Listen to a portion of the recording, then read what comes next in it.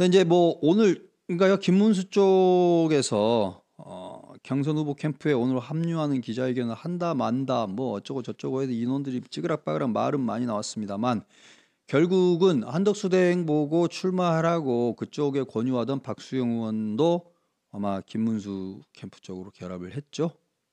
그래서 그 사람이 원하는 건 김문수 플러스 한덕수 플러스 알파가 필승이다라고 했는데 문제가 발생합니다. 여기서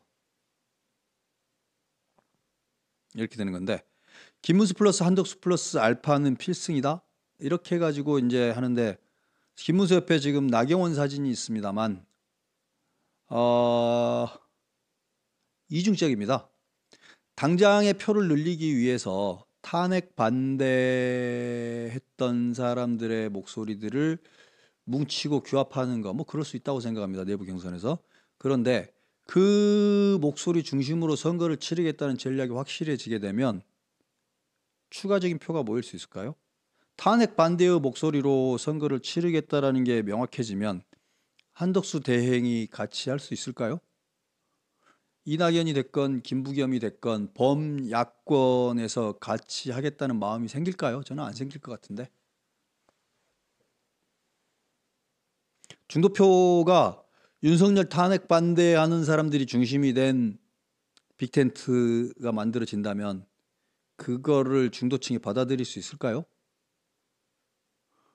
윤석열과 이재명의 시대를 극복하고 벗어나는 그런 거라고 읽어줄까요? 저는 아닌 것 같은데.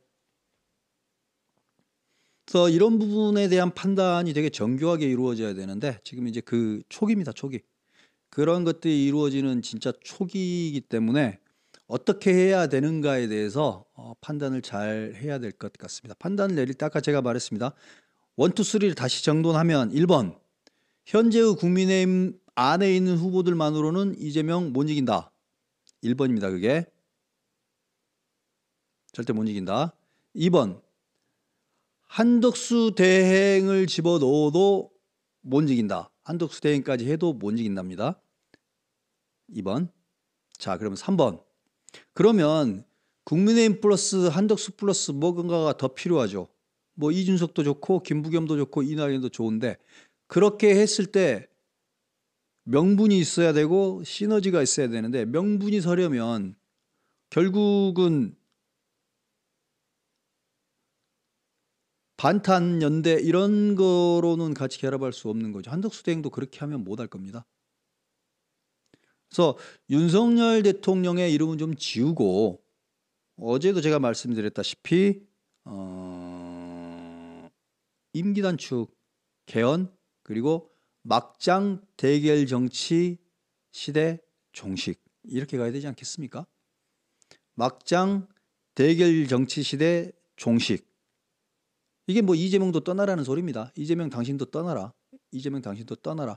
이거 말고는 길이 없습니다. 이게 거의 유일하게 남아있는 수순입니다. 제가 멀티버스를 다 가본 건 아닌데 여러 가지 가능 세계들의 시나리오들 중에서 그나마 이재명이 아닌 사람이 대통령이 될 수 있는 쾌가 있다면 저는 막장 정치 시대를 끝내자 딱 이거밖에 없다고 생각합니다. 이거를 하려면 국민의힘 쪽에서 용기를 내야 된다고 그랬고 자신들 중심으로 가려고 했다가는 안 된다. 한덕수도 끌어들이고 범야권도 끌어들이고 자신들은 정당을 그만둘 각오로 아니 정당 국민의힘이라는 정당을 해산하는 거죠. 해산할 각오로 달라붙어야 된다. 50명, 60명, 70명 정도 최소한의 인원만 남겨놓고 바깥에 빅텐트를 실제로 국회의원들이 옮겨가서 거기서 해야 한다. 그리고 지분도 실제로 나누고 개헌에 대한 협상 그리고 정책에 대한 협상 이런 것들도 실제로 많은 것들을 양보하고 들어가야 한다라는 겁니다.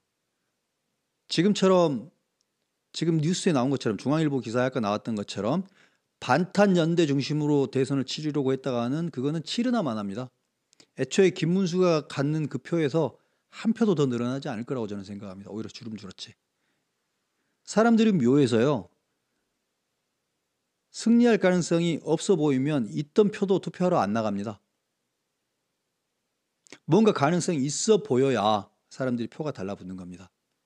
그런데 국민의힘은 그래서 찌그러들어 가지고 반탄 연대로해서 최소한의 것들만 지키면서 견디겠다라는 그 정도 소극적 생각으로 할 거면 아예 포기하시기 바랍니다. 그렇게 하지 마시고 치고 나가야 됩니다. 치고 나가야 되는데 치고 나가면서 많은 것들을 실질적으로 내려놓겠다라는 생각을 해야 됩니다. 그 생각을 해야 이길 가능성이 생깁니다. 그렇게 해도 이길 수 없을지도 모릅니다. 그렇게 해야 근데 이길 가능성이 생긴다는 거. 심지어 국민의힘이라는 정당마저도 해산하고 새롭게 더 큰 정당으로 만들자. 과거의 정당을 그대로 남겨놓으면 이 끔찍한 정치 시대를 극복할 수 없으니 이제 우리 정당도 바꾸자. 뭐 이렇게 하지 않으면 길이 안 나옵니다. 백전백패입니다. 이 상황으로 가면. 민주당이 지금 국회의원 숫자도 훨씬 많고 입법, 사법, 행정을 한 손에 다 쥐게 될 겁니다. 글쎄 민주당도 해산하라고 해야 되는 거예요. 이재명도 출마하지 말라고 그래야 되는 거고. 그렇게 하려면 이쪽도 그만큼을 보여줘야 됩니다. 국힘당이 해산한다고 해서 국민의힘의 정신이 어디 가는 건 아닙니다. 해산하고 더 큰 집을 짓는 거죠. 정확하게 말하면. 기왕의 정치 정당이라는 게 국민의힘과 민주당이 2년 반 동안 뭐 했습니까? 거기에 대한 반성에 입각해가지고 더 큰 집을 짓자. 이제 싸우는 집 말고 싸우기 위한 진지 같은 집 말고 토론하고 상의하고 연합하는 집, 연정을 할 수 있는 집, 개헌을 위한 집, 이런 집을 짓자. 이제 이런 집 아니면 대한민국 정치를 끌고 나갈 수 없다. 언제까지 싸움만 하고 살 텐가. 민주당이 어떤 싸움을 걸어와도 싸움 받아주지 않겠다. 뭐 이렇게 해야 되는 거 아닙니까? 민주당이 아무리 막말해도 우리는 막말 안 하는 정치 하겠다. 국민들께서 판단하실 거다. 뭐 이래야 되지 않겠습니까? 이제 민주당이 아무리 싸움을 걸고 아무리 막말을 해도 우리는 실력으로만 보여주겠다. 예를 들어서 진짜 일 잘하는 한 총리하고 일 잘하는 사람들끼리 민주주의답게 민주주의를 할 수 있는 사람들하고 한번 안 싸우는 정치도 가능하다는 걸 보여주겠다. 지금 나라가 위기인데 그래야 되지 않을까요? 저는 이런 게 필요한 것 같은데 이걸 보여줄 용기를 내라는 겁니다. 그래서 이런 판이 만들어지면 저는 김두관도 들어올 수 있다고 생각하고 김두관, 김부겸, 이낙연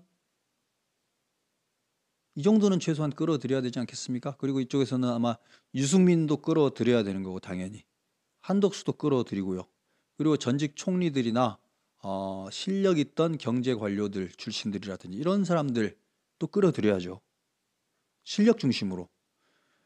민주당 같은 데서는 이재명 당대표에 대한 충성심 중심으로 사람을 꾸리는데 그러다 보니까 맨날 김민석이나 정청래 이런 사람들이 맨 앞줄에 서고 그러잖아요. 코딱지 파주는 박찬대라든지 그런 거 말고 정말로 실력, 출중한 실력이 인정받았던 사람들 중심으로 드림팀을 만든다. 우리는 정책 드림팀이다. 예를 들어서 국제통상, 트럼프와의 통상 전쟁을 누구보다 잘할 수 있는 사람으로 팀을 꾸린다. 뭐 이런 그림이 만들어져야 되지 않겠습니까? 그러기 위해서는 김문수 장관이 지금 현재 뭐 경선을 잘하는 것도 중요합니다만 지금부터 그런 협상에 본인이 직접 나서지는 않겠지만 본인의 대리인을 보내서 깊숙한 논의들을 진행할 수 있도록 저는 정권을 맡겨야 된다고 생각합니다. 이 협상도 뭐 결국은 일주일, 이주일 안에 끝나는 것 같지만 그 전에 사실은 긴 노력들이 있어야 그것도 끝납니다. 그래서 한덕수 대행과도 이야기를 하고 뭐 이낙연 대표나 김부겸 총리나 김두관 또 이런 분들하고도 계속 말 못 놓을 거 아니잖아요. 뭐 전병헌 대표하고도 이야기할 수 있고 이준석하고도 이야기할 수 있고 이런 것들을 그 노력을 게을리하지 않기 바랍니다. 지금 제가 볼 때는 당내 경선에서 이기는 것보다도 지금은 이런 정무적인 노력이 훨씬 더 중요한 상황인 것 같습니다. 어차피 이번 대선을 결정짓는 건 변수가 그거밖에 안 남았습니다. 제가 보기에는.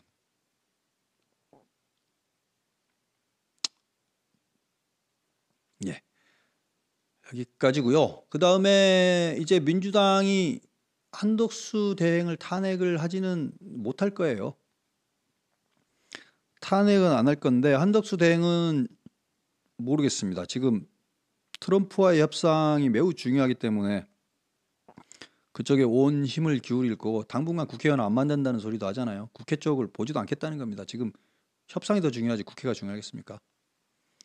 그런 것 같고 아마도 최상목 등을 미국으로 지금 보낼 것 같죠? 그 협상팀을. 그 안에 최상목 등을 보내가지고 뭐 성급하게 뭔가 결론이 나올 수는 없겠습니다만 1차적으로 좀 바람직한 뭐라도 받아올 수 있으면 그건 아마 한덕수 대단한데 이거가 하나가 나와주면 글쎄요.